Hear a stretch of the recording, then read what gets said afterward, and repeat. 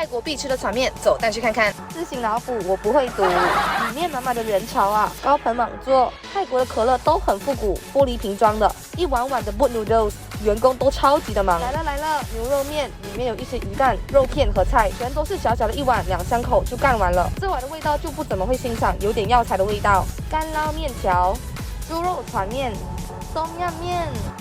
他们泰国的酿豆腐面条，泰国咖喱面不辣，但是椰香味很浓。有一个大鸡腿，鸡腿一捏就碎，很软烂。冬酿贡满满的料，看上去是不是很有食欲呢？他们的鸡蛋真的是晶莹剔透啊！炸猪皮配蒜蓉，炸云吞，冲拍啦！关注我，带你发掘更多美食。